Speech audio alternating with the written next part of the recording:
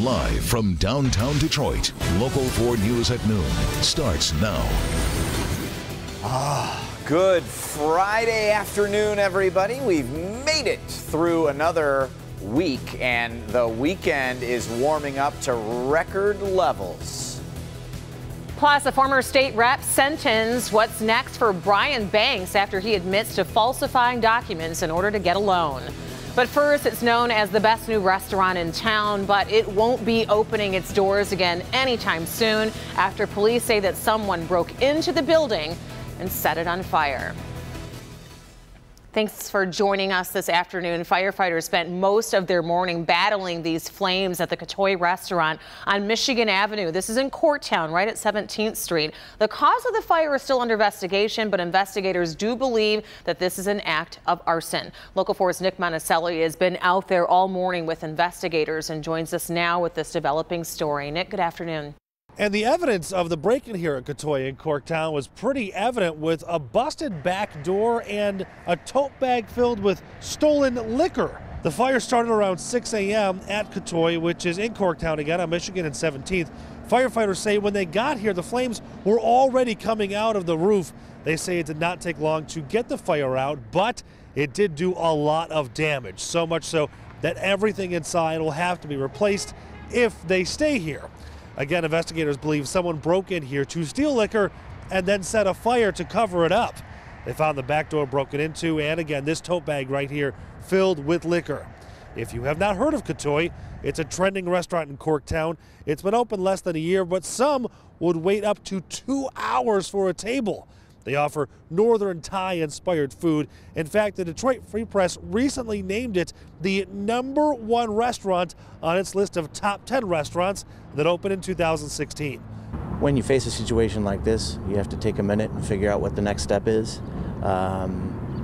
Obviously, this is a dark day and a dark time right now, but the community is with them, and we will support them.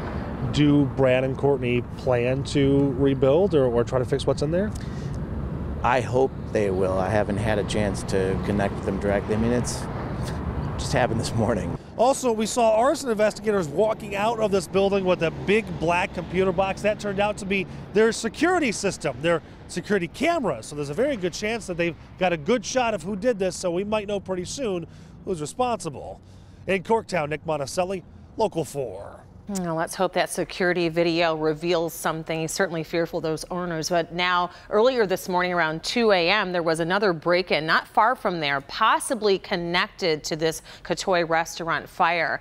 This one happened at a very popular restaurant as well, Nemo's, which is also in Corktown. The front window in this case was broken out. And like Catoy, police say, or Catoy, I should say, police say that the thieves also took liquor. Investigators are looking to see if the break-in here and that fire at Catoy may be connected. Today, a former state representative, Brian Banks, appeared in front of a judge for sentencing. This after Banks resigned from his position and pleaded guilty to falsifying loan documents. We want to get right out to our Rod Maloney, who is live downtown. And Rod, what's next for Brian Banks? Well, Brian Banks may be running for office. That's down the road. We'll take a look at that in a second here. But let's think about this. He was genuinely staring down about 15 years in prison had he been found guilty by a jury. That was the pressure on him. And of course, this was a highly political case because he was in charge of the Detroit delegation in the House up in Lansing. And he made some political enemies, and they came after him hard. Former state representative Brian Banks took out a loan from a Detroit credit union 7 years ago to take the bar exam. Didn't pay it all back, and Michigan Attorney General Bill Schuete's office charged Banks with felony uttering and publishing a habitual offender status charge and a misdemeanor falsifying loan documents. Banks pled guilty to the misdemeanor in exchange for his resignation from the House of Representatives, which he did 11 days ago. You are sentenced to time served, which, as I understand it, is 1 day in the Wayne County Jail. After the hearing, Banks attorney Ben Gonick pulled no punches with the Attorney General. It was a political witch hunt. From the beginning, Bill Schuete, who's Michigan's version of Donald J. Trump, has indicated that the prosecution here wasn't politically motivated. The plea agreement itself, the fact that they accepted or that they insisted on Mr. Banks' resignation from the House in order for him to get the misdemeanor shows that it was politically motivated. And initially Banks didn't want to say anything, but then decided he had a message for those who voted for him. I want to take this time to thank all the residents of the 1st District as well as the state of Michigan. You all know what this was about. I was a strong voice for you. I'm not going anywhere. I'm going to continue to fight for the issues that matter most to our citizens. Well, and that sounds like a political rallying cry, and in fact it is, because as part of the plea agreement, he did not have to agree to not run for office again.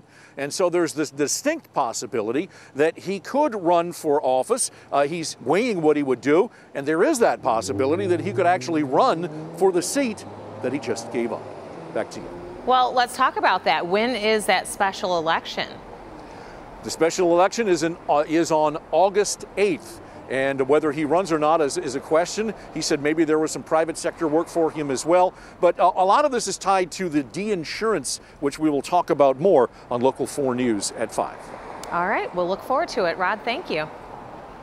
And let's talk to Brandon, a rather popular guy around here right now, talking about temperatures rising into the 60s, which for February standards is quite nice.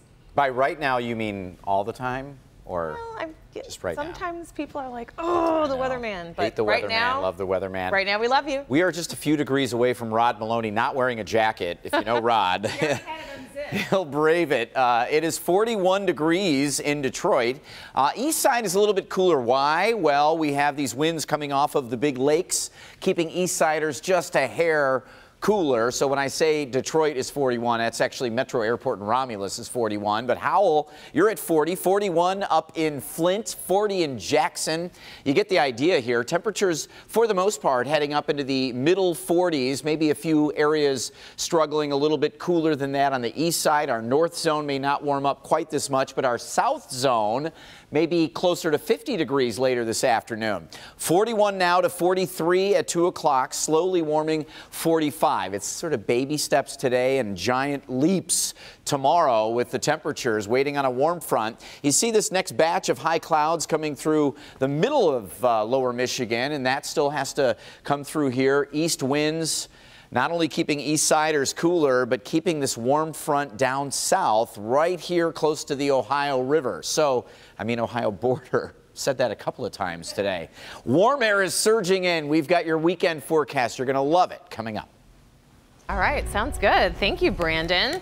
President Trump is reportedly considering mobilizing troops to round up unauthorized immigrants. A new memo obtained by the Associated Press says that the Trump administration considering using as many as 100,000 National Guard troops to help round up those immigrants. The White House has since denied the report. Meanwhile, the president is planning a stop by the Boeing plant in South Carolina today. There he will deliver remarks at the debut of the Boeing 787-10 Dreamliner. After his visit, the president will then fly further south to West Palm Beach, Florida to spend President's Day weekend at his Mar-a-Lago club retreat. Ex-Michigan State University gymnastics Dr. Larry Nassar is back in court today for a key hearing on sex abuse allegations. Nassar is charged with 3 counts of criminal sexual conduct. It is in connection to the alleged sexual abuse of a minor who was a family member during the years of 1998 to 2005. Today, the doctor was face-to-face with his accuser, who is now an adult. During the hearing, a victim gave detailed testimony about how Nassar would sexually abuse her in his home and other places. She said the abuse stopped after she told her parents. Also out of East Lansing, there is a 4th warrant request from Michigan State University in the case involving 3 MSU football players accused of rape. The latest warrant is not for criminal sexual conduct, but for obstructing an investigation carried out by a staff member for the team. The other 3 warrants were received by the prosecutor's office on actually yesterday. They are waiting to review all of the evidence before deciding on charges. And check this out. This is dash cam footage of a deadly Dearborn Heights police chase exclusively obtained by Local 4. Police say that a man was driving near Dartmouth and Bayon, and around 5 o'clock last week in the morning when Dearborn Heights police started chasing him. About 2 minutes later, the man crashed into a tree in Inkster. That crash killed the driver and also the woman riding with him. At this time, it's still unclear why the man refused to stop for police. The investigation escalation continues. Next here at noon, here on your Friday, delaying the vote. Democrats want to push back the confirmation of Attorney General Scott Pruitt after courts demand he make some of his private documents public. Plus, addressing the issue, Detroit police team up with community leaders to tackle the opioid epidemic in the city. Also, the strike that's sparking demonstrations nationwide. What's now in the works after the Day Without Immigrants protest. Coming up today at 4 on First at 4, I'm going to introduce you to this local all-girls robotics team. Rock stars at the tender age of teenagers in their own field. They will show you the power of being underestimated. Our client was... Welcome back, everybody. Happening today, the Senate is expected to confirm President Trump's nominee for the EPA, Oklahoma Attorney General Scott Pruitt. But some are now actually calling for the delay of Pruitt's confirmation. This comes after a court order for Pruitt demanding he release up to 3,000 emails containing his communications with coal, oil, and gas companies. Democratic leaders say that the Oklahoma Attorney General's office has kept the emails secret for over 2 years under the direction of Pruitt. Pruitt currently has the votes to be confirmed at 53 to 47. Also today, back here locally, the community and the police will come together to talk about the opioid epidemic in Detroit. The 7th Precinct is presenting the documentary called Chasing the Dragon at the Church of Messiah on East Grand Boulevard. Members of police and the FBI will also be there for an open conversation at 1 o'clock this afternoon, and they say it will be an important documentary for all to watch. Thousands of people are skipping work today to attend rallies as part of a general strike for democracy. More than 100 protests are scheduled all across the United States today as organizers will fill the streets with marches planned in nearly every state. Today will be the second straight day of national protests following yesterday's Day Without Immigrants campaign, which highlighted the role immigrants play in the workforce. Still ahead here on Local 4 News at noon, the return of the travel agents. Why the do-it-yourself booking craze is taking a turn of being almost obsolete. We'll take a closer look at that. Also, no reason to travel now, Brandon. It's getting good around here in the weather department. Where are you going? What's going to beat Detroit weather this weekend? Not much. We're in the cool pocket still, but improving. Look at the warm air bottled up just to our south. We're going to tap in to some of that. Also, a chance for some rain in the 7-day. We'll break it all down. Her life cut tragically short. Her abusive husband now a convicted murderer. I think that people are interested in how the family is surviving and moving forward. 10 years after the loss of Tara Grant, an important message to other victims of domestic abuse. Abusers rob the person of their power. And we'll take an inside look back at the investigation that captured the attention of so many. What was really going on behind the scenes? What viewers probably don't know is that things took a turn. At that point, I knew something wasn't right. Our special report tonight at 11. I'm Gene. Coming up today on Ellen, guess who? Detroit's own Big Sean, like you've never seen him before. Kids don't stay in their seats. They keep talking to me. Leave me alone, man. You know I love to read. How cute is that? And he's not the only big star delivering a special message involving some very special kids. It's a music video you don't want to miss. Also, the lovely Kate Hudson stops by. It's Ellen DeGeneres at 3, followed by Local 4 News first at 4. Hope you'll join us. In the meantime, let's check back in with Brandon and talk about our warm-up. Start making your outdoor plans. Open the windows a little bit tomorrow. Air the joint out. You know how it goes. It's been, you know, a few months since we've been able to do that, really, so we can get a little of that winter stink out of the house. I'm just talking about my house. We still have 20s, 30s, and 40s in the Great Lakes region here. We are sitting at 41 here at Metro Airport in Detroit, or in the Metro Detroit area. Look at Des Moines, Iowa at 62, 67 St. Louis, almost 60 in Indy, 56 degrees in Chicago, and currently we have these winds coming out of the east-southeast. A warm front just to our south gets sort of trapped by those winds, just keeping it from moving south to north, but eventually the gateway opens up. You see the wind field down to the south that will start pouring in later tonight and into tomorrow as we start to warm you up. 45 degrees this afternoon on average. Again, north zone will be cooler, south zone will be warmer. 39 degrees overnight with that warmer air pumping in out of the south. 61. Record tomorrow is 62, but 61 Saturday. And again, tracking those 60s down through Missouri, Iowa, Illinois, that's a good chance that we get to that record or maybe break it tomorrow. 54 on Sunday, we'll get a little more cloud cover.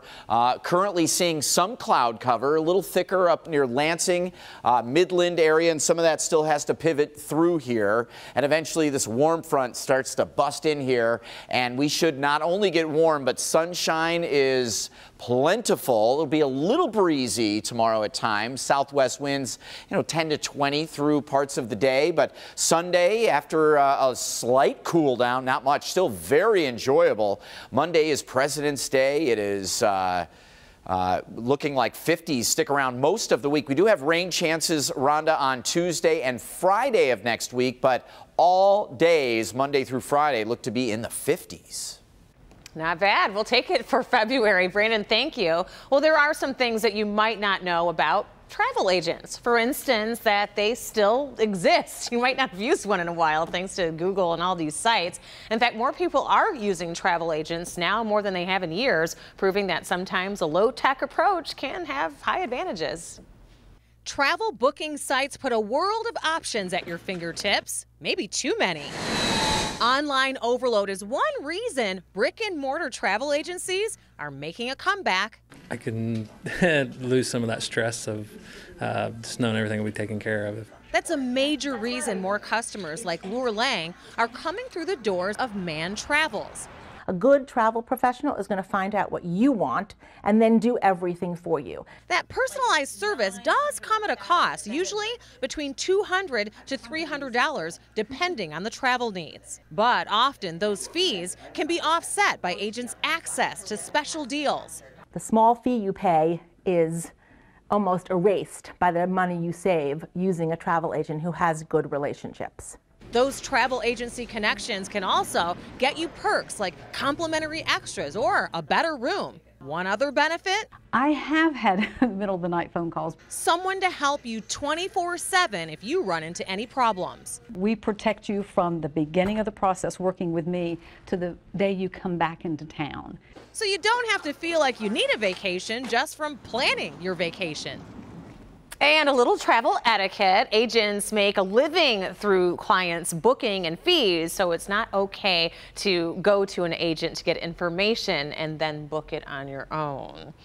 Still ahead, the library book that's been, let's just call it long overdue. More than 75 years later, the book is finally returned. So how much would that late fee be? Find out when we come back. Replace. Welcome back, everybody. Okay, so we've all turned in a library book late a time or two. Yeah, I still videos and things like that all the time.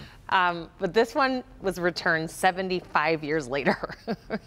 Procrastinator Rob Lockman. Actually, he was cleaning out his basement in Pennsylvania when he found a children's book called Val Rides the Oregon Trail. The book was checked out by his father from the library in 1941. Lockman decided to return the book. How nice of him. So the library thankfully waived the fee, which at 2 cents a day for 75 years, about $550. I could never get that concept. Like, why don't I just buy the book for $8? Exactly, instead of paying the fee. Thanks for being with us, everybody. Get out and enjoy the great weather we're going to have this weekend. Have a good day.